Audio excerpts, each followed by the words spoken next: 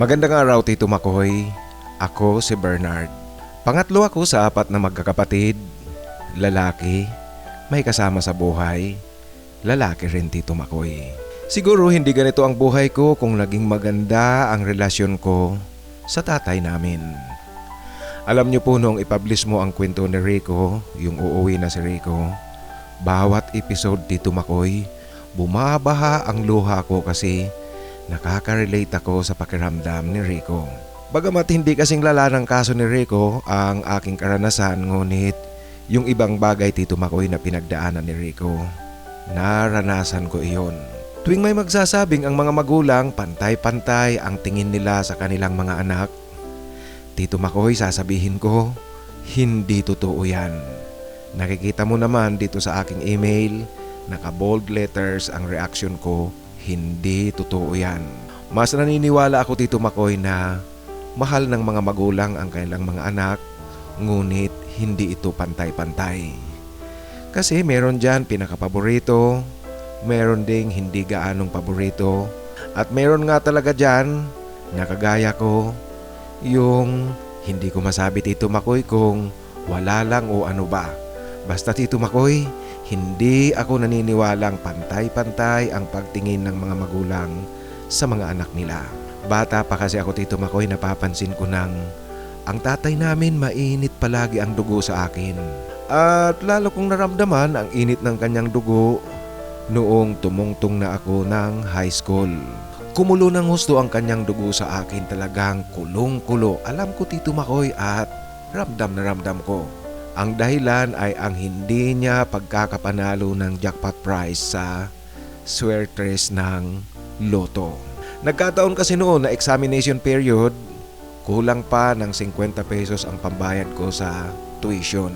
Pinilit siya ng nanay ko na idagdag na muna sa pambayad ko sa tuition ang natitirang 50 pesos ng tatay ko sa kanyang bulsa.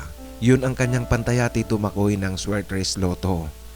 Meron kasi siyang number na inaalagaan. Pumayag din ang tatay ko na hindi na muna tumaya ng loto noong araw na iyon. Kaso, Tito Makoy, ang problema noong gabi, lumabas ang kanyang inaalagaang number sa swertres. Kung natayaan niya sana yon, panalo siya ng mahigit 500,000. Kasi ang alam ko noon, Tito Makoy, mahigit 100,000 ang premyo sa bawat 10 pesong taya. Ngunit hindi nga nakataya ang tatay ko, kaya wala siyang napanalo ng 500,000. Alam niyo po ang wika ng tatay ko sa akin, kahit kailan daw talaga, laging malas ang hatid ko. Galit na galit talaga siya at ko ang sinisisi dahil sa hindi niya pagkakapanalo ng 500,000. At kasabay, Tito Makoy, ng kanyang pagiging mainit ng dugo sa akin, ang daming bawal talaga sa akin. Ang mga pagbabawal niya sa akin ay hindi niya ito ginagawa sa 2 pang kapatid kong lalaking mas panganay sa akin. Alam niyo po, maintindihan ko siguro kung ampun lang ako, okay sa akin lang iyon. Kaya lang, Tito Makoy, hindi naman ako ampun lang, talagang anak nila ako. Noong 4th year high school ako, Tito Makoy, ang 2 lalaking kapatid kong panganay sa akin, lahat sila nasa college na. Dito talaga dumating na ang sukdulan na siguro maituturing kong ang asim ng relasyon ng tatay ko sa akin.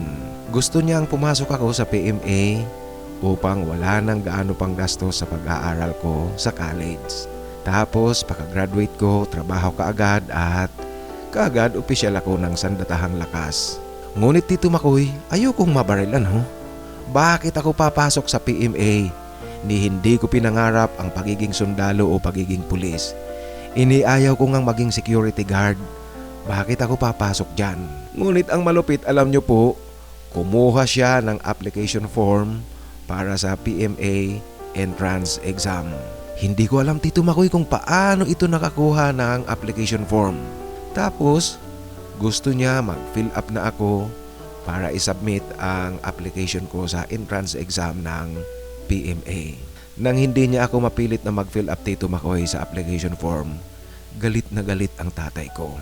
Umakma pa itong sasampalin ako, ngunit hindi niya naman itinuloy yung pagsampal sa akin. Kung ayaw mo magsundalo, bahala ka sa buhay mo. Mag-aral kang mag-isa. Ito, Tito Makoy, ang wika niya sa akin.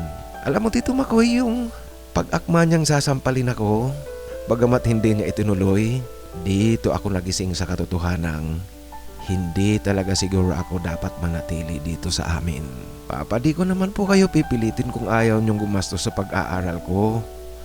Kaya lang po, wag niyo naman po akong pilitin na pumasok sa ayaw kong pasukin, Papa. Ito Tito Makoy ang wika kong mangiyak-iyak sa tatay namin. At alam niyo po yun talagang pagsasalita kong iyon, doon talaga nagngit-ngit ang tatay ko. Tinuluyan niya akong sampalin Tito Makoy. Kasi sumasagot-sagot na raw ako sa kanya. Alam mo Tito Makoy, naluha na lang ako. Hindi ako umimik. Kinimkim ko na lang iyong sama ng loob na aking nararamdaman. At mula noon, unti-unti na akong nag-ipon ng pera. Nakakarakit din kasi ako paminsan-minsan. Kasi Tito Makoy, meron akong alam sa plumbing. Sa murang edad ko, alam ko ang trabahong ito. Minsan may mga nagpapaayos sa akin sa mga kapitbahay namin yung mga sirang tubo, sirang faucet sa kanilang bahay. Ako ang gumagawa, binabayaran nila ako. Ang bayad sa akin Tito Makoy kahit na maliit lang, itinatabi ko ito kasama ng allowance kong pamasahe araw-araw buhat sa mga magulang ko. Mula noong masampal ako ng tatay ko dahil sa hindi ko pag-fill up ng application form sa entrance exam ng PMA, ang ginawa ko Tito Makoy, naglalakad na lang ako papasok sa eskwela at pauwi sa amin. Ang pamasahe na ibinibigay nila sa akin araw-araw, itinatabi ko na ito Tito Makoy. At alam niyo ba po ang nakakatuwa, noong graduation ko, wala lang sa kanila. Hindi katulad Tito Makoy ng dalawang lalaking kapatid kong panganay sa akin. Pinaghandaan talaga nila ang graduation ng mga ito noong magtapos ng high school.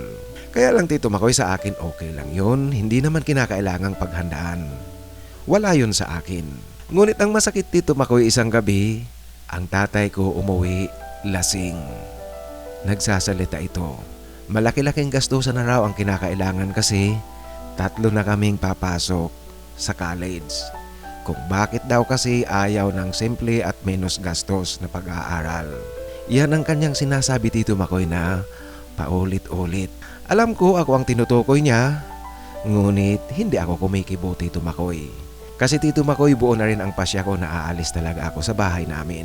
Alam kong mahirap ito, ngunit mas mahirap kung patuloy akong nasa poder nila. Sumunod na linggo, pagkatapos kong magtapos ng high school, kaagad nilakad ko ang aking mga school credentials. Kumuha rin ako ng birth certificate sa NSO at pumunta ako sa bahay ng kaibigan ko upang ipaalam sa kanya na luluwas na ako ng Maynila. Ang kaibigan ko kasing ito Tito Makoy, dati na kaming may usapan na pagkatapos naming graduate ng high school, luluwas kami ng Manila. Ngunit sa ngayon, mauuna na ako, magkikita na lang kami sa Manila. Sa madaling kwento Tito Makoy, umalis nga ako sa bahay namin. Madaling araw akong umalis, dala ang lahat ng mga importanteng papeles ng aking pagkatao. Alam niyo po, ang madaling araw na pag-alis, iyan ang perfect timing talaga kasi sanay silang lahat na tuwing madaling araw lumalabas ako upang umihi. Alam mo na Tito Makoy, bagamat ang lugar namin ay isang lungsod, ngunit probinsya pa rin. Pwede kang umihi sa gilid ng bakuran. Kasi malalayo naman ang pagitan ng mga bahay. At nung madaling araw na iyon, paglabas ko ng silid ko, dala-dala ko na lahat ang gamit ko. Tumuloy na nga ako Tito Makoy. Umalis. Pagdating ko sa Manila, saka ako tumawag sa tiyahin namin na merong landline telephone. Nakisuyo ako sa kanya na sabihin sa pamilya namin na umalis ako, kaya huwag na silang maghanap sa akin. Hindi ko sinabi kung nasaan ako. Hindi na nagtataka ang aking tiyahin kasi alam niya rin Tito Makoy ang sitwasyon ko, ang relasyon naming mag-ama. Ngunit halatang halata ko sa kanya na nag-aalala siya sa akin. Dito sa Manila Tito Makoy, naging palaboy muna ako ng ilang linggo. Naghahanap ng trabaho, natutulog sa mga terminal ng bus. Ngunit hindi doon sa terminal ng bus na papunta sa amin. Palipat-lipat ako ng terminal Tito Makoy. Mahirap kung sa mahirap, hindi ako sinwerting makahanap ng mapapasukan. Namumroblema na ako, Tito Makoy. Hindi ako pwedeng umuwi at talagang hindi ako uuwi, Tito Makoy. Mamatay na kung mamamatay sa gutom, ngunit talagang hindi ako uuwi. Isang umaga, maraming pulis at sundalong nakabantay sa kalsada. Nalaman ko na may darating palang presidente ng ibang bansa, bibisita sa Pilipinas, kaya maraming sundalo at pulis ang itinalaga sa kalsadang dadaanan. Nang sumilong sa malilim na bahagi ang isang sundalo, Tito Makoy, hindi na ako nahiyang magtanong sa kanya. Tagadulong Hilagang Luzon po ba kayo?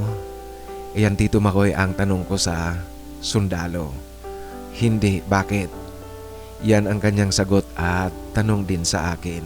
Ay wala po, nakita ko lang kasi yung nameplate mo. Ang apelyido mo po kasi parang taga roon sa amin. Yan ang pagpapaliwanag ko, Tito Makoy. Ngumiti sa akin ang sundalo.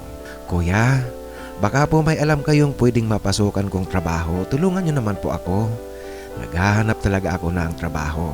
Iyan, Tito Makoy, ang wala ng pag-aalangang wika ko sa sundalo. Ipinakita ko sa kanya ang lahat ng mga papeles na dala-dala ko pagkatapos kong magkwento sa kanya ng sitwasyon ko. Ito'y upang patunayan sa kanya na seryoso ako sa aking sinasabi at hindi ako loko-loko, hindi ako nanluloko lang. Sa aking pagkikwento, Tito Makoy, naawa sa akin ang sundalo, pinakain niya ako at isinama niya ako sa kanyang tirahan.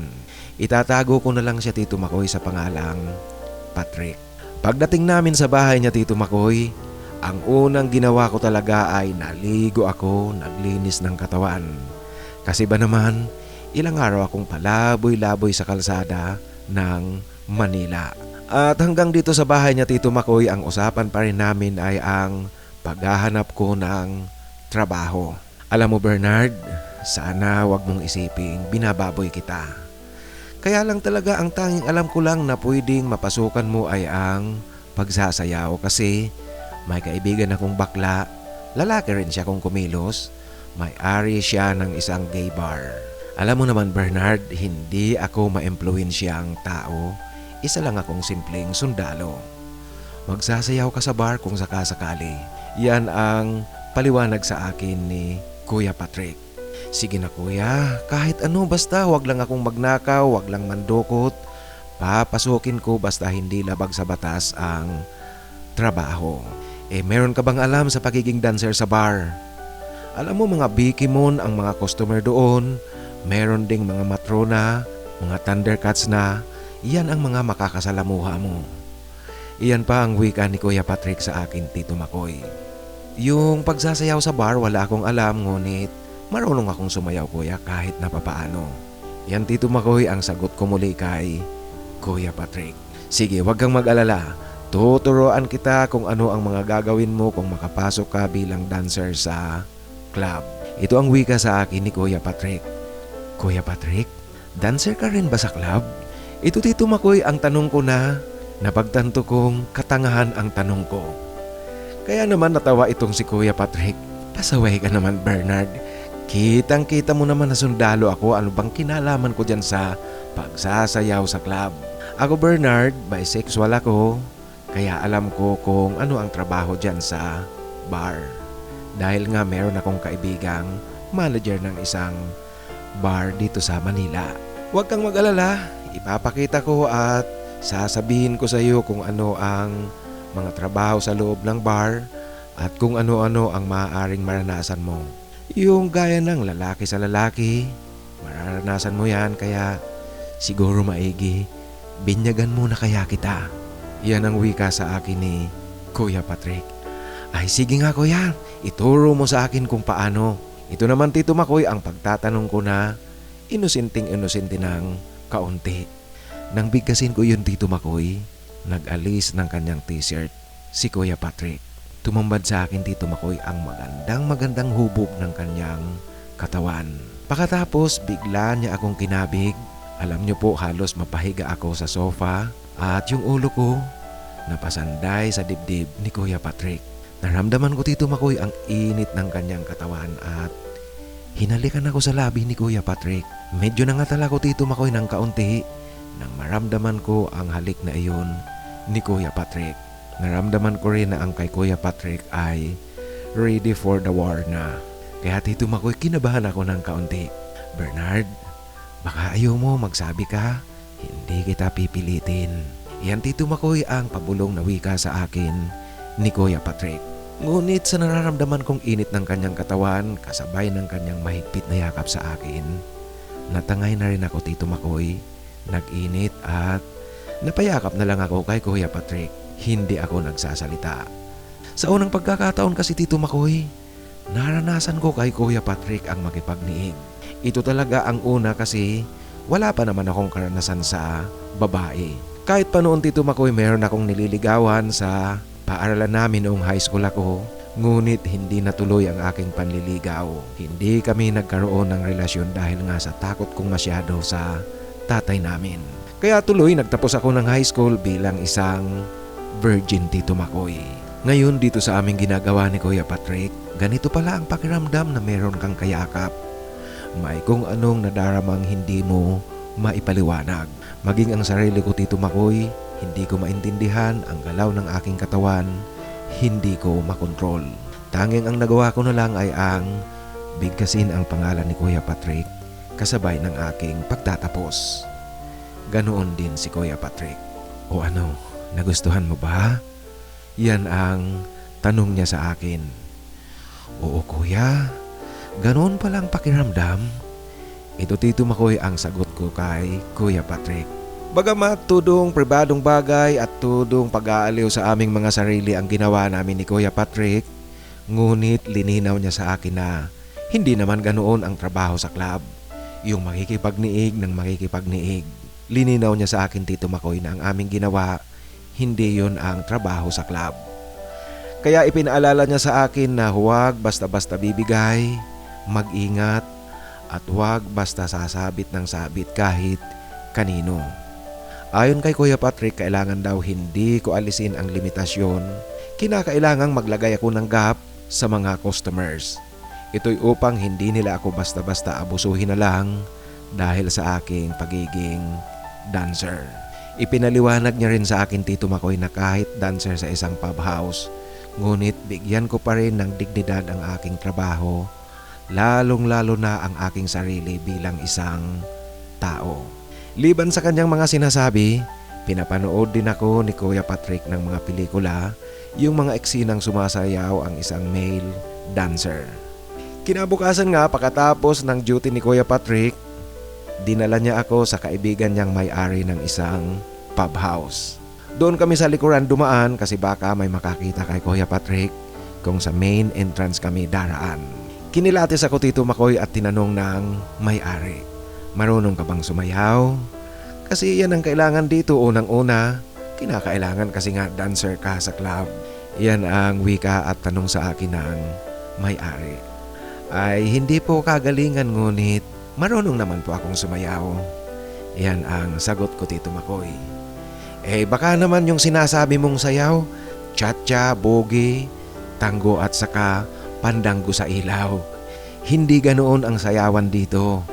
Yung sayaw na pang-akit na maakit talaga ang mga customer. Yan Tito Makoy ang wika na medyo nagbibiro ng may-ari. Sinubukan niya ako Tito Makoy na pinasayaw sa harap nila ni Kuya Patrick. Ginamit ko yung mga sinabi at tinuro sa akin ni Kuya Patrick kagabi. Kaya para silang nagpa-private show sa akin Tito Makoy kasi sumasayaw ako sa harapan nila. Hataw na hataw Tito Makoy. Naku Patrick, merong ibubuga din itong bata mo. Yan Tito Makoy ang wika ng may-ari ng club. Alam mo Tito Makoy, kahit napapasok pa lang ako sa aking trabaho, ngayon pa lang nananalangin na ako na sana naman walang customer na 60 at 70 years old na Tito Makoy. At sana walang kukuha sa akin na lolang-lola na. Pakagaling namin sa bar Tito Makoy, dinala ako ni Kuya Patrick sa pagupitan at dumaan na rin kami sa department store. Binilhan ako ni Kuya Patrick ng brief at maiksing short kasi baka raw walang costume bukas na gabi. Kinabukasan Tito Makoy, maghapong nag-duty si Kuya Patrick at Paglabas niya mula sa trabaho, dinala niya ako sa club. Gaya ng dati sa backdoor kami dumaan. Pagpasok namin, ipinakilala ko ng manager sa iba pang mga dancers. Ngunit dito makoy pakiramdam ko nanliliit ako kasi lahat sila ang kikisig at ang gaganda ng mga katawan. Nahihiya at kinakabahan talaga ako. Naalata yun ng isa sa mga dancers. Mukha yatang kinakabahan ka. Ako nga pala si Chris. Richard Ayala ang palayaw ko sa stage. Yan ang kanyang pagpapakilala sa akin, Tito Makoy. Salamat, Chris. Naku, walang anuman yon. Sakala mo ba? Normal lang talaga ang kabahan ka. Kaming lahat ganoon din noong una, kinakabahan ng husto. Ano nga pala ang pangalan mo? Ay, ako si Bernard. Hindi. Ang ibig kong sabihin yung gagamitin mo sa stage, yung stage name mo. Huwag mong gagamitin ang tunay mong pangalan. Yan, Tito Makoy, ang palitan naming dalawa ni Chris. Ah, ganun ba yun? Eh, wala pa nga. Sige nga, bigyan mo ako ng pangalan. Yan ang pakiusap ko kay Chris. Okay, total ako naman ang naatasang magpakilala sa iyo. Kaya mula ngayong gabi, ikaw na si Alex Jones. Total medyo tisoy ka naman at alam mo, lalong titingkad pa ang pagkatisoy mo na yan pag nagtagal ka dito sa Manila. Yan ang wika sa akin ni Chris. At itong si Chris nagpatuloy sa pagbibigay sa akin ng mga tips. Bernard, paglabas mo sa entablado, huwag ka munang titingin sa mga tao. Tumingin ka sa kisame, pakinggan mo lang ang kumpas ng musika at sabayan mo ng galaw mo. Pag nawala na yung kaba mo, unti-unti ka nang tumingin pababa hanggang sa makita mo ang mukha ng mga tao. Ayan, Tito Makoy, ang mga tips na ibinigay sa akin ni Chris. Ilang saglit pa umalis na itong si Chris kasi siya na ang susunod na sasayaw. At pagkatapos niyang sumayaw, nagsasalita itong si Chris. Mga kaibigan, buong kagalakang ipinapakilala namin ang aming bagong kasama. Makakasama natin siya gabi-gabi. Sariwa, batang-bata, guwapo. Ipinapakilala namin si Alex Jones. Yan, Tito Makoy, ang pagpapakilala ni Chris sa akin sa mga tao. Naghihiyawan ang mga tao, Tito Makoy, paglabas ko. At ako naman, alam niyo po, ang mata ko naluluwa sa mga sumasayaw na iba't ibang kulay ng ilaw. Parang nabibinga ko, Tito Makoy, sa hiyawan ng mga tao at sa musikang aking sinasabayan. At sa sobrang panginginig ng tuhod ko dahil nga kinakabahan, na-outbalance ako, Tito Makoy, at nadapa ako sa stage, Tito Makoy. Dapang-dapa talaga. Pangyayari naman yan, Tito Makoy. Nag-alam Miriam Kiambaw ako. Ngunit bumawi ako habang nakadapa. Iginalaw ko ang katawan ko. Yung sensual na galaw. Tapos unti-unti at dahan-dahan akong bumangon. Nagpalakpakan lahat, Tito Makoy, ang mga tao sa loob ng club.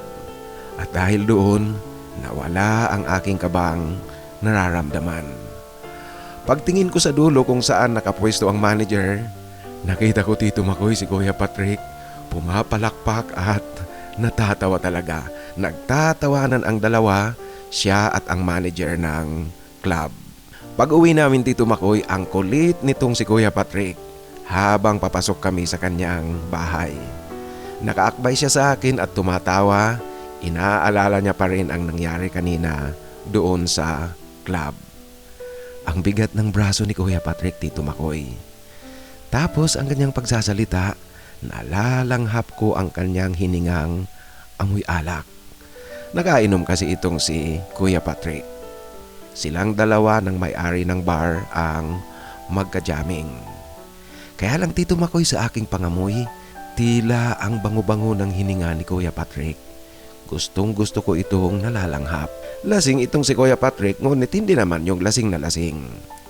Pagdating nga namin sa bahay, nag-alis lang siya ng kanyang pantalon, naghilamos at nagsipilyo, tapos humiga na ito sa sofa. At paglabas ko ng shower, nakita kong nakahiga si Kuya Patrick. Sa tingin ko tulog na ito. Kaya ginising ko siya upang palipatin sa kanyang kama.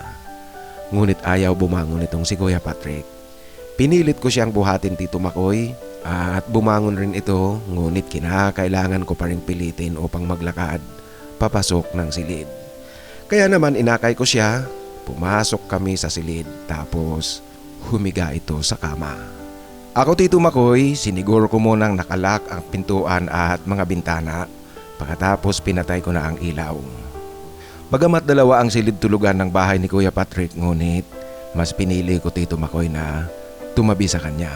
Kuya, tabi tayo muli sa pagtulog.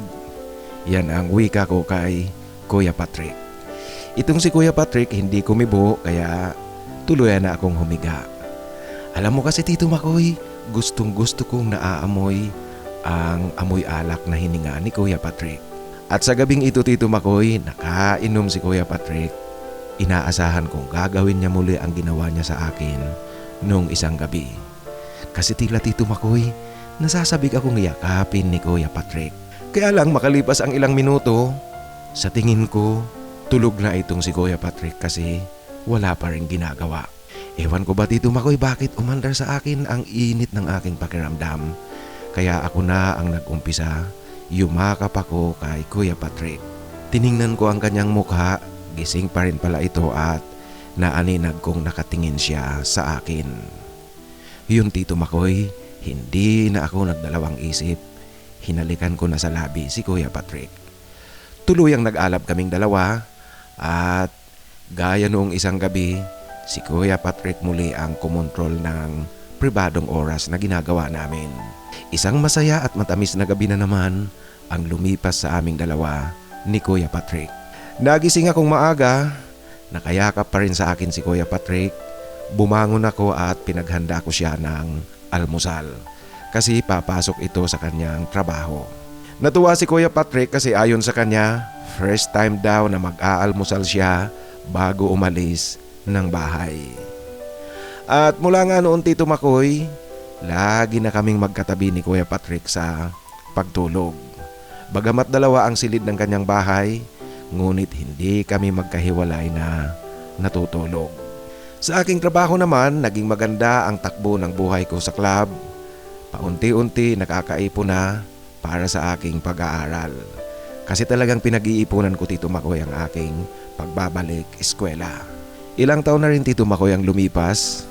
Naisip ko nang lumipat ng tirahan kasi nakakahiya naman kay Kuya Patrick.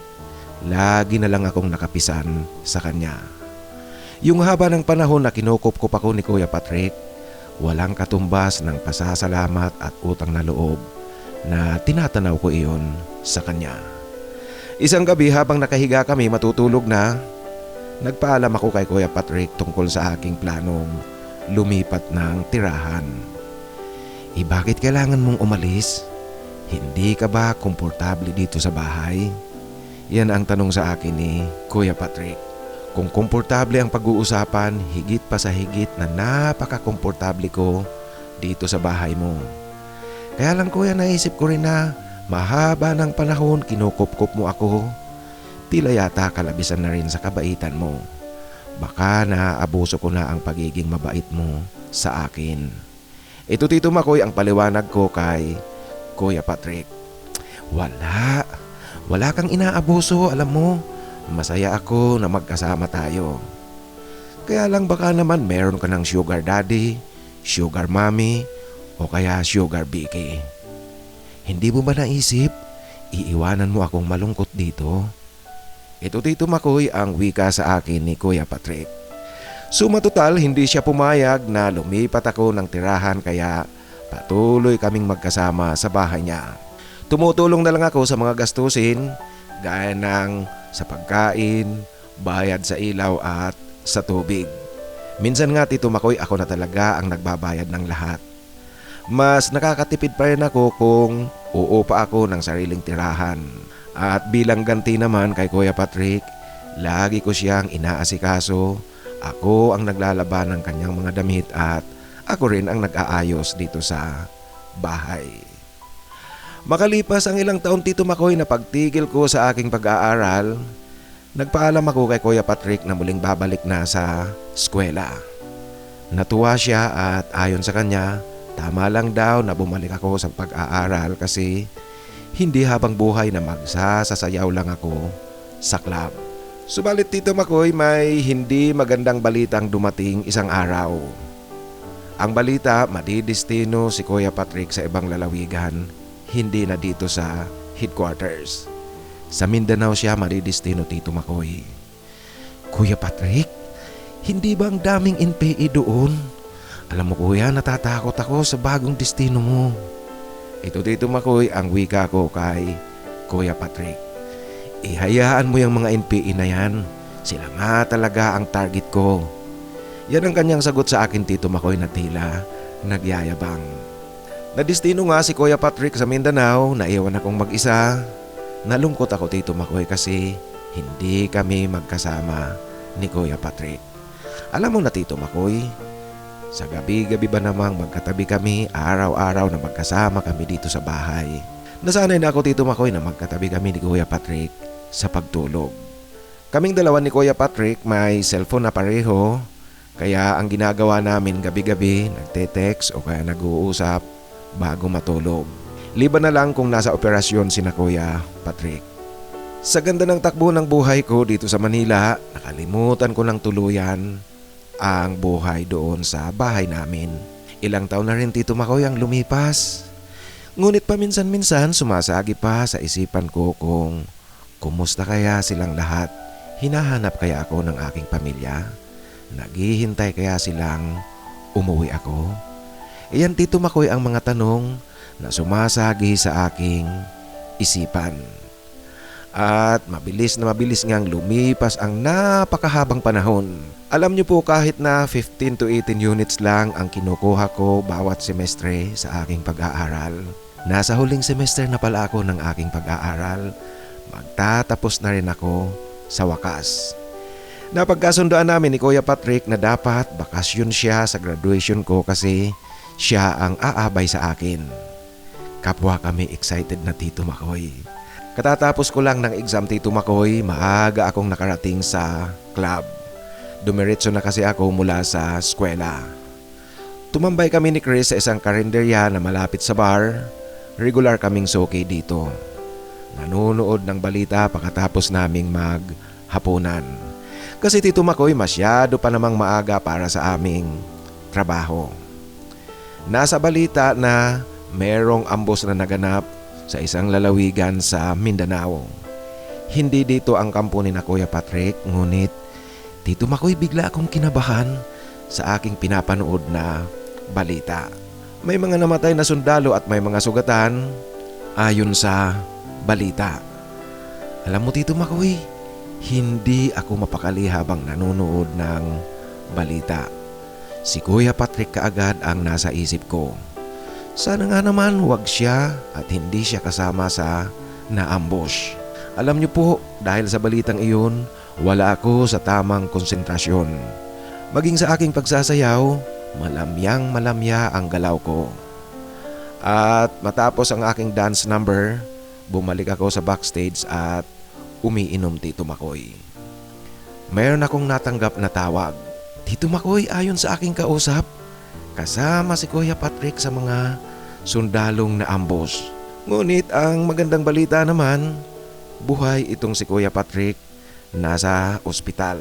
Ako kasi, Tito Makoy, ang contact person na inilagay ni Kuya Patrick, kaya ako ang tinawagan ng kanyang kasamahan.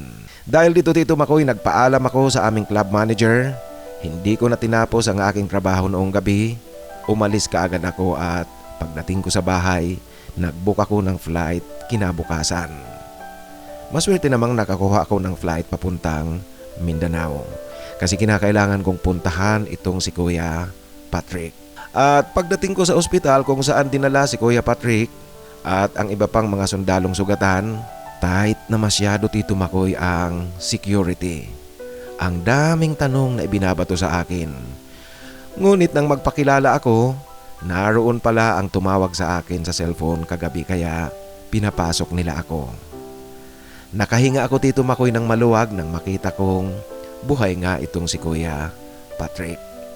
Kaya lang ang masaklap, hindi basta-basta ang kanyang tinamong sugat sa tama ng mga shrapnel ng granada. Ngunit tuwang-tuwa na ako kasi kahit papaano Tito Makoy, ligtas itong si Kuya Patrick. Nanatili na ako Tito Makoy sa ospital. Sinamahan ko na si Kuya Patrick at binantayan, inasikaso ko siya hanggang sa tuluyang ma-discharge sa ospital. Sakay ng C-130, maluwalhati kaming nakabalik dito sa Manila. Unang gabi pa lang Tito Makoy, pagdating namin sa bahay, nangungulit na kaagad itong si Kuya Patrick. Baka raw pwede na kami ngayong gabi kasi matagal na siyang nananabik at nangungulila sa akin. Kuya, hindi pa pwede yung sugat mo. Masyado pang sariwa. Baka mapano ka kung maunat at mabatak yung mga tahi sa hita mo. Huwag kang makulit kuya. Basta, hindi pa pwede ngayon. Ito Tito Makoy ang wika ko kay Kuya Patrick. Mga ilang araw ba sa tingin mo bago tayo pwedeng gumawa? Yan ang naglalanding tanong niya sa akin Tito Makoy. Kuya, siguro mga 8 linggo, baka pwede na yan. Yan ang sagot ko sa kanya. Ano? Ang haba naman nun. Ang tagal. Yan Tito Makoy ang pagrereklamo ni Kuya Patrick. Dahil nga sa naglalandi na talaga ito sa akin. Ngunit naiintindihan ko siya kasi alam ko ang kanyang pakiramdam. Naiinis ito sa kanyang kalagayan. Sigurado ako Tito Makoy kahit papaano, mayroon itong konting depresyon na nararamdaman. Dahil baka nahihiya, inaalagaan ko siya. Kaya upang mawala ang kanyang mga agam-agam, sinuyo ko rin itong si Kuya Patrick. Minasa-masahi ko ang kanyang ulo upang madali itong makatulog. Dumating ang graduation ko Tito Makoy. Hindi pa pwedeng umabay sa akin itong si Kuya Patrick. Kaya ang kinuha ko na lang na umabay sa akin ay ang aking kaibigan at katrabaho na si Chris. Magaling na rin ang sugat ni Kuya Patrick ngunit hindi pa ito pwedeng pilitin para sa matagal na nakatayo at mahabang paglalakad. Sinurpresa namin ni Chris itong si Kuya Patrick. Pakagaling namin ng seremonya sa graduation ko, bumili kami ng pagkain at inumin, lahat take out. Ito ang pinagsaluhan naming tatlo sa bahay dahil sa graduation ko. Pagkatapos namin kumain, nag-inuman kaming tatlo. Si Kuya Patrick nakaupo sa kanyang espesyal na upuan. Ipinagawa ko talaga Tito Makoy para sa kanya. At bilang bahagi pa ng sorpresa namin ni Chris kay Kuya Patrick, sumayaw kami pareho Tito Makoy sa harapan ni Kuya Patrick. Kagaya ng nagpa-private show kami, kaming dalawa ni Chris ang sumasayaw. Si Kuya Patrick ang audience. Tumatawa itong si Kuya Patrick. Mga siraulo pala kayo. Kung barilin ko kaya kayong dalawa dyan. Iyan Tito Makoy ang wika niya na tumatawa. At noong umalis na itong si Chris, dito na masinsinang nagpasalamat talaga ako kay Kuya Patrick dahil sa pagkupkup niya sa akin. Ngunit ayon kay Kuya Patrick, tatanggapin niya raw ang pasasalamat ko kung gagawin na namin ngayong gabi ang matagal niya nang hinihiling sa akin. Total Tito Makoy, medyo magaling na rin ang kanyang sugat. Kaya bilang regalo ko kay Kuya Patrick, pumayag na akong gawin namin ngayong gabi. Alam mo Tito Makoy, itong si Kuya Patrick tila isang leon na gutom, ngayon pa lang nakakuha ng kanyang pagkain sa gitna ng kagubatan. Ako naman masayang ninanamnam ko ang ginagawa ni Kuya Patrick. Maging ako rin kasi Tito Makoy, pinanabikan ko at hinintay ko ang tagpo naming ito ni Kuya Patrick, ang aming pribadong sandali. Ganap na nagsama kami ni Kuya Patrick, mag-asawa na Tito Makoy kung maituturing ko kasi nagmamahalan kaming dalawa. Nakaka-sideline na rin ako kahit papaano at medyo malaki-laki na rin ang inaabot kasi marami na ang kumukuha ng serbisyo ko bilang freelancer. Subalit Tito Makoy, sa haba ng aming pagsasama ni Kuya Patrick, wala na kaming lihim sa isa't isa. Ngunit medyo nahihiwagaan pa rin ako kay Kuya Patrick. Nahihiwagaan ako sa kanyang pagkatao. Kasi Tito Makoy, ang mga Tanong na pumapasok sa aking isipan, bakit ba wala man lang akong alam na kamag-anak ni Kuya Patrick? Naganap ang ambush na ospital itong si Kuya Patrick, subalit wala man lang ni isang dumalaw na kamag-anak ni Kuya Patrick upang tingnan siya, kumustahin o kaya alagaan. Nahihiwagaan nga talaga ako, Tito Makoy. Ngunit isang gabi, nagkikwentuhan kaming dalawa ni Kuya Patrick na banggit niya sa akin ang buong buhay niya bago siya naging sundalo. Wala na pala siyang mga magulang, high school pa lang nang maulilang lubos itong si Kuya Patrick. Namatay ang tatay niya dahil binaril ito ng NPA. Napagdudahan na nagsuplong sa militar. Ang kanyang nanay naman, namatay rin noong binaril ng mga rebelde ang tatay niya. Nasyak ito, inatake sa puso at namatay, kaya sabay na ilinibing ang kanyang mga magulang. Kaya pala ganoon na lang, Tito Makoy, ang galit nitong si Kuya Patrick sa mga rebelde. Alam mo, Bernard, wala talaga akong planong magsundalo, ngunit sa ginawa nila sa akin, sa aking mga magulang, pumasok ako upang maghiganti. Alam mo, kung meron akong pagkakataon na hanapin yung pumatay sa tatay ko, pupulbusin ko ang mga yon ng bala. Peste ang mga yan. At isa pa, tanging pagsusundalo lang talaga ang naging option ko kasi alam mo na, high school graduate lang ako. At noong pumasok ako sa training, alam mo, nalaman ng mga tao doon sa barangay namin na alarma silang lahat. Kasi kilalang kilala ko kung sino ang mga poste ng NPA doon sa amin. Alam ko rin kung sino ang nanira sa tatay ko. May mga kamag-anak rin ako, ngunit naputol na ang aking pakikipag-ugnayan sa kanila kasi hindi na ako muli pang bumalik doon sa lugar namin. Mayroon kaming maliit na lupa at natitirikan ng bahay. Ibininta ko iyon sa pinsan ng tatay ko. Iyon ang ginamit kong pambili nitong bahay na tinitirhan natin. Iyan, Tito Makoy, ang kanyang pagkikwento sa akin. At alam niyo po, napapansin ko kay Kuya Patrick habang nagkikwento ito, muling nananariwa sa kanya ang galit sa hindi makataong ginawa ng mga rebelde sa kanyang mga magulang. Sulong anak pala itong si Kuya Patrick, kaya mula noong pumanaw ang kanyang mga magulang, mag-isa na lang siya sa buhay. Ngayon, Tito Makoy, kahit papaano meron na akong kunting naipon, yung mga kinikita ko sa bar at ang pagiging freelancer ko sa website designing at digital marketing and managing. Nakabili na ako, Tito Makoy, ng segunda manong sasakyan. Naisip ko ring umuwi muna sa amin upang tingnan at kumustahin ang mga magulang ko at mga kapatid. Ngayon, Tito Makoy, wala na sa akin ang hinanakit ko sa tatay ko. Uuwi ako upang kumustahin sila. Inaya ko itong si Kuya Patrick na sumama sa akin, ngunit ayon sa kanya, sa susunod na lang daw, at ngayon ang ayusin ko muna ay ang gusot sa pagitan namin ng tatay ko.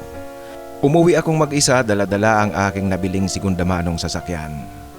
Meron din akong biniling mga pasalubong sa mga kapatid ko at magulang ko sa bahay namin. Magdidilim na, Tito Makoy, nang dumating ako sa aming lungsod.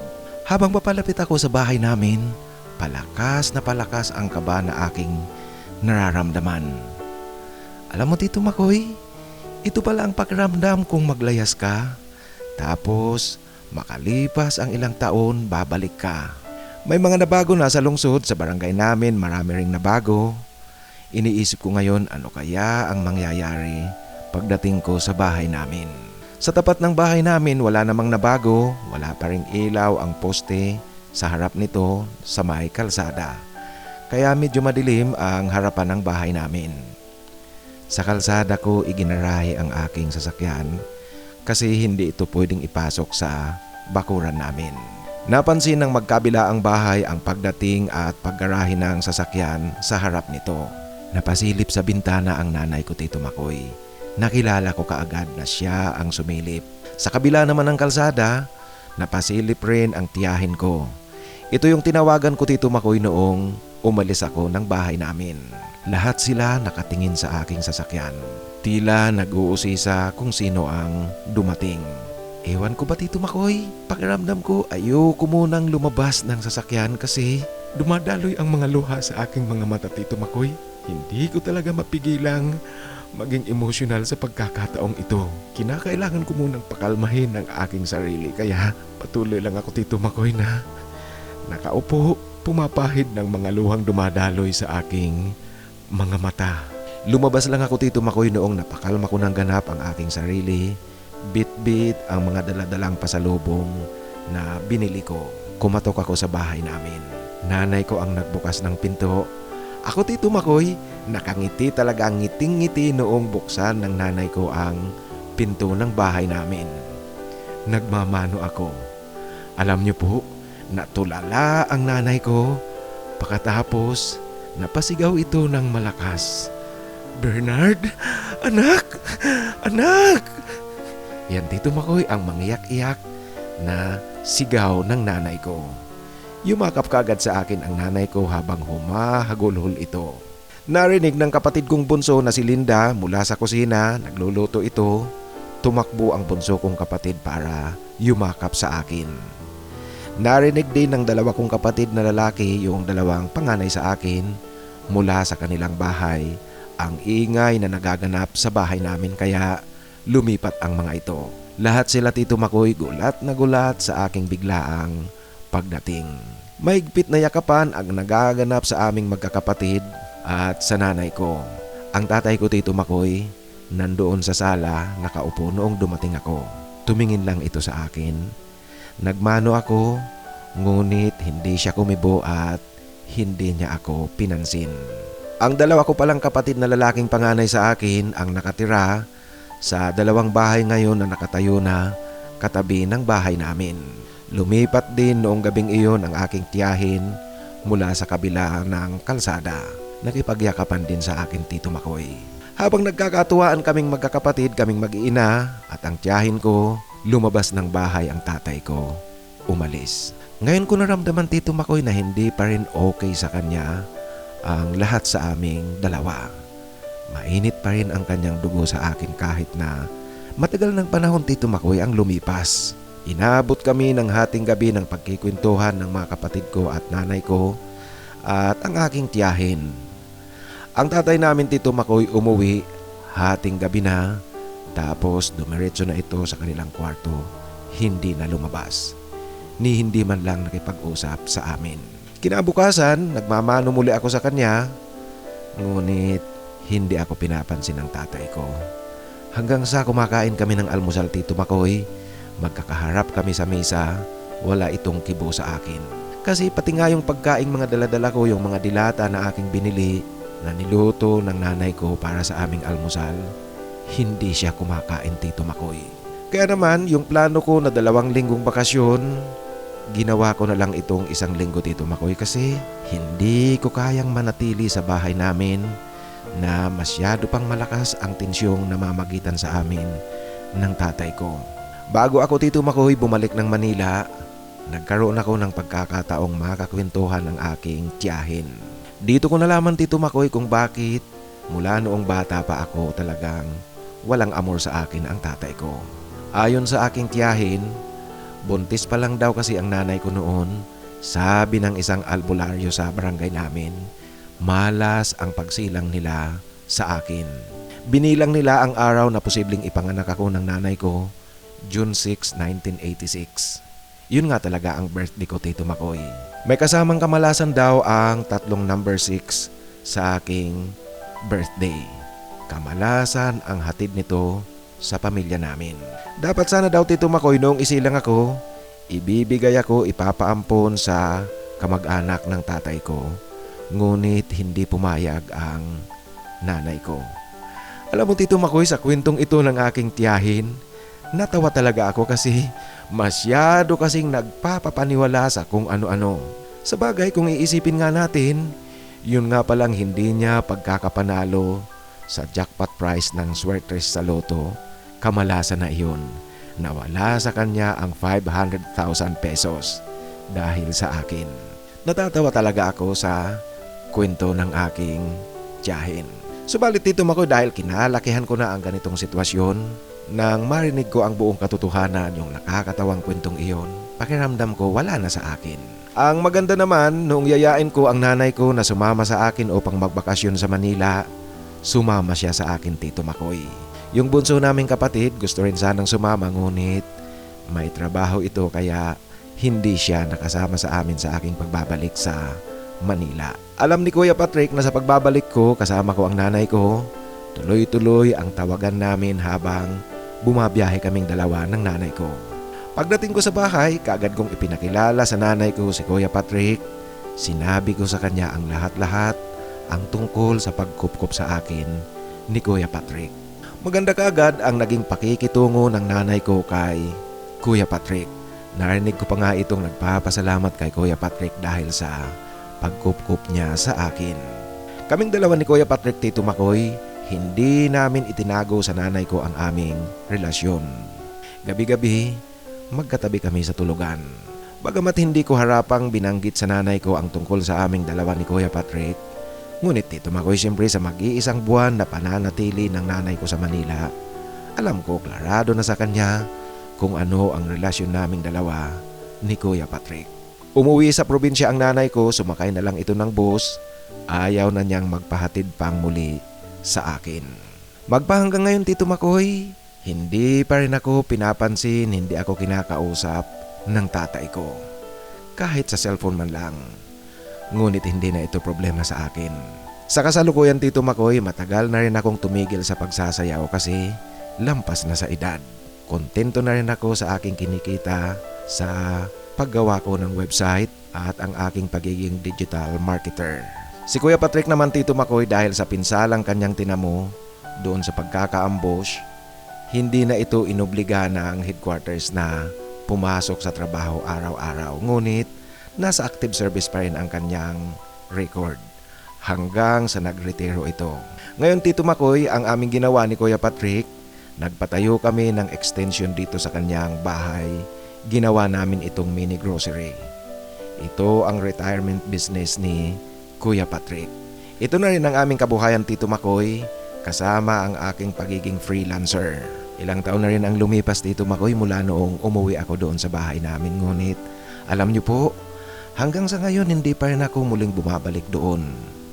Dahil nga sa ramdam ko pa ang tensyong namamagitan sa aming mag-ama, ako at ang tatay ko. Ang nanay ko at ang mga kapatid ko nakailang balik na bumibisita sa amin dito sa bahay namin ni Kuya Patrick. Maganda ang relasyon ng mga kapatid ko kay Kuya Patrick. At yung hindi pagkibo pa rin sa akin ng tatay ko, Tito Makoy, hanggang sa ngayon, sasabihin ko na sa iyong patunay lang ito sa sinasabi kong hindi totoo na pare-pareho ang pagtingin ng mga magulang sa kanilang mga anak. Marahil kakaiba lang talaga ang aking sitwasyon dahil nga sa sinabi ng albularyo. Ngunit, Tito Makoy, maninindigan ako na hindi lahat na magulang pantay-pantay ang pagtingin sa kanilang mga anak. Wala na rin sa isip ko kung anuman ang pinagdaanan ko noon, ang hirap na aking naranasan. Kasi ngayon, masaya na ako sa pagsasama namin ni Kuya Patrick. Hanggang dito na lang po, Tito Makoy, ang aking kwento. Pasensya na po kayo. Napakahaba ng aking email. Ang isa sa mga tagapakinig mo, Bernard. Maraming salamat, Bernard, sa pagbabahagi mo ng iyong kwento. Alam mo, ang iyong kwento, ang pag-iibigan nyo ni Kuya Patrick mo, nagpapatunay lang ito na ang pag-ibig talaga dumarating sa hindi inaasahang pagkakataon, hindi inaasahang sitwasyon. At marahil pwede kong sabihin na kayong dalawa talaga ang tinadhana ni Kuya Patrick mo kasi magpahanggang ngayon, matatag ang inyong samahan. Ngayon, tungkol naman doon sa kaso mo, alam mo, sa relasyon mo sa iyong tatay, alam mo ang kaso mo, na alala ko tuloy ang kwento. Kung nabasa nyo yung kwentong Oedipus Rex, ang title niya kung babasahin mo literally, Oedipus Rex. Oedipus Rex ang tamang pagbigkas niyan. Ang ibig sabihin, Oedipus the king. Rex or Res is king ang ibig sabihin niyan. Nagpapapaniwala kasi sa mga kasabihan, sa mga pamahiin. Kung nabasa nyo yung kwento ni Oedipus Rex, sinasabi talaga na pinagbubuntis pa lang siya ng kanyang nanay. Ang sabi ng mga tao, may malas niyang dala ang batang yan. Siya ang papatay sa kanyang ama at ang kanyang ina ay magkakaroon siya ng anak. So ang ginawa ng tatay ni Oedipus, siya ang hari noon, nung isilang si Oedipus, ipinatapon. Ibig sabihin, ipinaampon. So lumaki itong si Oedipus na hindi niya kilala ang kanyang tunay na pamilya. Ang sitwasyon, kung hindi naniniwala, kung hindi dahil sa kasabihan, itong si Oedipus sana lumaki siyang kasama ang kanyang totoong pamilya, hindi sana magaganap ang trahedya. Ngayon, sa kaso mo naman, natawa talaga ako ng kaunti kasi nagpapapaniwala kasing masyado. Alam mo, yan ang isa sa medyo, sabi ako sa panig ko, medyo masamang idinudulot ng sobrang paniniwala ng mga tao sa mga superstitious belief, yung mga pamahiin. Ako naniniwala ako, pati yung existence ng mga supernaturals, naniniwala ako dyan kasi maging sa Biblia nabanggit yan. Hindi lang talaga tayo ang nilalang na ginawa ng Diyos. Marami pa. Merong mga hindi natin nakikita. Kaya lang pagdating sa mga pamahiin na yan, ako talaga hindi ako naniniwala sa mga pamahiin. May mga bagay na yung bawal magsuklay kung gabi. Paano pala kung lalabas ka tapos mahaba ang buhok mo? Hayaan mo na lang kung ano ang itsura mo. Bawal raw magputol ng kuko kung araw na merong letter R. So kung yan ang susundin mo, pwede ka lang magputol ng iyong kuko. Araw ng linggo kasi walang letter R, maging Tagalog o kaya English. Lunes, tapos Sabado. Yung 3 araw lang. Kasi ang sumunod, Martes, Tuesday. O may R ang Tagalog. Ang Miyerkules naman, Wednesday, walang R. Pero pag Miyerkules, may R. Huwebes, may R ang Thursday, tapos Biyernes. So yun lang, Sabado, Linggo at saka Lunes. Yun lang daw ang pwedeng magputol ng kuko. Ang dami-daming mga kasabihan. Ang dami-daming paniniwala. Ngayon, sa kaso mo, Bernard, yun ang naging dahilan kung bakit mainit at walang kaamor-amor sa iyo ang tatay mo dahil nga sa sinasabing malas ang idodulot mo sa pamilya. Nakikita ko naman, tama yung sinabi mo na ang tanging kamalasan lang talagang alam mo ay yung hindi niya pagkakapanalo ng swertres. Minalas talaga ng kaunti doon. Ngunit ganoon pa man, kahit na natatawa ako ng kaunti sa dahilan kung bakit hindi ka talaga, walang kaamor-amor sa iyo ang tatay mo. Ang advice ko lang sa iyo, huwag mong sasabayan ang kanyang patuloy na hindi pagpansin sa iyo. Yung hindi niya pagkibo sa iyo. Kung araw ng birthday niya, batiin mo. Father's Day, batiin mo. Araw ng Pasko, araw ng New Year, batiin mo. Tuloy-tuloy ka lang sa pagtatangka mong pakikipag-usap sa tatay mo kasi alam ko naman darating at darating ang panahon na lalambot yan. At hindi nga natin alam, malay natin yung hindi pagkibo sa iyo, ang katotohanan niyan, dala lang ng pride. Gustong-gusto niyang makipag-usap sa iyo ngunit dala ng pride, nahihiya, kaya pinapanindigan niya na lang ang kanyang pride na hindi kumibo sa iyo. Malay natin na sa kabila niyan talagang gustong-gusto niyang makipag-ayos sa iyo. Kaya tuloy-tuloy ka lang, huwag kang makikipagsabayan. Ngayon mga kaibigan, sa ating shoutout, yung mga nagsulat ng pagpapa-shoutout sa sinusundang upload nito, ang landlord ko at ang kanyang anak. Ang mga kapatid natin na nagpapa-shoutout, shoutout muli kay Teddy Arazola ng Salim Al-Yami Company, Al-Kubar, Saudi Arabia at ang kanyang mga kasamahan kasi nakikinig sila sa ating kwentuhan. Muli, Teddy Arazola, shoutout sa iyo at sa mga kasamahan mo. Shoutout din sa ating kapatid na si Tino Jimenez ng Alcala, Pangasinan. Tino, shoutout sa iyo at maraming salamat. Ganoon din ang ating kapatid na si Milagrito Kadiraw. Tawagin na lang kaya kitang Mitoy. Mitoy, shoutout sa iyo at maraming salamat sa tuloy-tuloy na pakikinig. Ang kasamahan natin, isa ito sa mga hinahanapan natin ng forever, si Sam Barito. Shoutout sa iyo Sam at maraming salamat. Ganoon din ang ating kapatid na nasa Norway, si Ronnie Cons. Shout out sa iyo Ron at maraming salamat sa tuloy-tuloy na pakikinig. I-shout out na rin natin ang iyong mga kasamahan, ang mga kababayan natin, mga kasamahan natin na nasa Norway.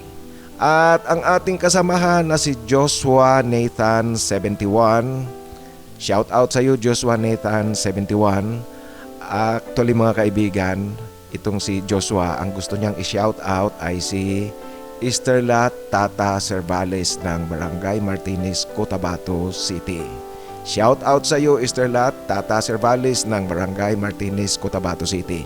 At shout out na rin sa ating mga kasamahan dyan sa Cotabato City. Napakagandang lugar nito. Gusto ko makapasyal dyan sa Cotabato, sa North at saka South Cotabato at dito sa Cotabato City. Ganoon din ang ating kapatid, shout out kay Joey N. Delgado. Joey, maraming salamat sa tuloy-tuloy na pakikinig at tuloy-tuloy na suporta. At sa ating kapatid naman na si Bear for Love, alam nyo mga kaibigan, natutuwa ako kasi doon sa kaso ni Dado, ang daming nagsishare talaga ng kaalaman. Itong si Bear for Love, nag-google pa raw siya tungkol sa mga halamang gumagapang dito sa atin sa Pilipinas na mabisang panggamot sa UTI. Yung kaso ni Dado, ang kaso ni Dado ay erectile dysfunction. Ngunit malaki rin ang impluensya ng pagkakaroon ng UTI. Kaya ang ating mga kasamahan talagang nagsishare na ng kanilang kaalaman tungkol sa mga halamang gamot na pwedeng panggamot sa UTI at maging sa erectile dysfunction. Itong si Bear for Love, nag-google siya at ayon sa kanya, ginugol niya raw ang mga halamang gamot at lumabas sa kanyang research, isa dyan ay ang nyug-nyugan. Alam ko ang halaman na yan, ano lang siya, yung maliit lang siya hanggang ang pinakamataas yata niyan ay isang dangkal. Para talaga siyang nyug. At ang isa pang lumabas sa kanyang pag-google ay ang stink vine. Sa Pilipino, kantutan. Baka naman na Bear for Love ang kantutay. Kasi may naririnig akong kantutay. Hindi ko lang sigurado. Kaso ito kasi kung gagamitin natin ang kantutan, nakakatawa kasi paano yan kung mag-a-advise ako sa isa sa ating mga kababayan. Ay, kung may UTI ka, maglaga ka ng kantutan. Nakakatawa, ano? Baka magalit na naman sa akin itong si YouTube. Anyway, ayun nga, stink vine, ang pangalan raw ay kantutan. Kantutan ba talaga o kantutay? Sige nga, hindi sa kine-question ko ang iyong na-research sa Bear for Love. Nagtatanong lang. At pasalamat ako sa pag-share mo ng kaalaman. Ang isa pa sa mga nahanap niya ay ang Bush Clock Vine, King's Mantle. Ano ba yan? Hindi ko talaga alam ang halamang iyan. At ang isa pa ay ang ampalaya. At ang huling halaman na lumabas sa Google ay ang sambong. Ang sambong talagang hindi ito hindi ito gumagapang. Ano siya? Tumataas siya. Ang classification niyan yata ay Bosch. Popular itong halaman na ito kasi nga lahat siguro sa atin nakakaalam kung ano ang sambong. Dito sa Naga, ang tawag nila dito ay lakad bulan.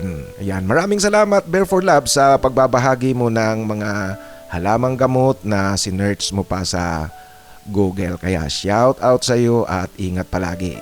Ganoon din gusto kong i-shout out ngayon si Mr. Wilbert Tubina. Mr. Wilbert Tubina, shout out sa iyo. Kumusta na sir? At maraming salamat sa tuloy-tuloy na pakikinig. At dahil nakita ko ang pangalan ni Mr. Wilbert Tubina, batiin na rin natin ang kanyang kaibigan na si Mr. Ed Oy. Magkaibigan sila ni Mr. Ed Oy. At lahat kasamahan natin dito sa ating kwentuhan. Kaya muli, shout out sa iyo Mr. Wilbert Tubina at i-shout out ko na rin muli si Mr. Ed Oy ng Las Vegas, Nevada. Ganoon din ang ating kapatid na nasa San Pablo City, Laguna, Serge Moreno. Serge, shout out sa iyo at maraming salamat. Ang ating kapatid naman na nasa Dubai, Adon Adon Vlogs, shout out sa iyo Adon Adon Vlogs. At ang gusto ko pang i-shout out mga kaibigan, although hindi siya nagpapa-shout out, shout out ko ang aking professor, si Mr. Professor. Shout out sa iyo sir at pasensya nga pala kasi hindi kaagad ako nakareply sa email na ipinadala mo. Noong isang araw lang kasi ako browse ng aking email, talagang inisa-isa ko. Literally, sinuyod ko yung lahat na email doon, yung mga unread na nasa inbox. At noon ko lang nakita ang email sa akin ni Professor. Ang nag-email sa akin itong aking professor tungkol doon sa kaso ni Chito, yung kaso baga ng acute hemorrhagic pancreatitis. Maraming salamat sir sa kaalaman na binigay mo sa akin. Napakalaking bagay nito. Alam nyo mga kaibigan, yung mga ideas, mga kaalaman na ibinabahagi nyo dito sa ating kwentuhan, talagang dagdag kaalaman yan sa akin. Kaya maraming salamat sa pag-share nyo ng mga kaalaman. Ganito talaga tayo dito. Nakakatuwa kasi ang ating samahan, hindi lang ito basta-basta pakikinig. Tayo ay nagtuturoan ng mga dapat na malaman ng bawat isa sa atin. Kaya maraming salamat sa pag-share nyo ng inyong mga kaalaman. Sa muli, Mr. Professor, shout out sa iyo at maraming salamat. Hindi ko kasi siya papangalanan mga kaibigan kasi talagang mas gusto niya na nasa likod lang. Ngunit alam niya ang tawag ko sa kanya ay Professor. Kaya shout out na lang sa iyo Professor at maraming salamat. Alam ko naman na palagi kang nandyan. Kahit na bibihira kang mag-comment, ngunit alam kong palagi kang nandyan. Lahat kayo mga kaibigan, kahit na ang karamihan sa inyo bibihira lang mag-comment, ngunit alam kong palagi kayong nandyan at malaking pasasalamat ang gusto kong ipahatid sa inyo. Ngayon sa ating mga hinahanapan ng forever, ang babanggitin ko ngayon ay ang Team A. Para doon sa mga ngayon palang nakapakinig sa ating kwentuhan, ang mga pangalang babanggitin ko po ay naghahanap yan ng forever. Pag sinabi kong naghahanap ng forever, ang ibig sabihin niyan, seryosohang relasyon. Kaya kung naghahanap kayo ng forever, pwede nyo silang kontakin. Naghahanap ng forever si Alvin Kalalang, Dominador Patawaran, Paulo Laison, Jason Hanson, Julius Espirito, Neil R., Sam Barreto, Ramon Sarmiento, Chor Barrel at si Rick Gloria. Kung naghahanap po kayo ng forever yung mga pangalang binanggit ko, pwede nyong kontakin. Sa muli, sa mga nais na magpa-shoutout, pakisulat po sa pinakahuling upload upang siguradong mabasa ko kaagad at sa susunod na upload, ma-shoutout ko na kayo. Sa mga nais namang magbahagi ng kanilang kwento, ipadala lang sa aking email titomarcos@yahoo.com. Maraming salamat po sa tuloy-tuloy nyong pakikinig at tuloy-tuloy nyo akong sinasamahan. Ingat palagi at sumainyo sana ang biyaya galing sa itaas.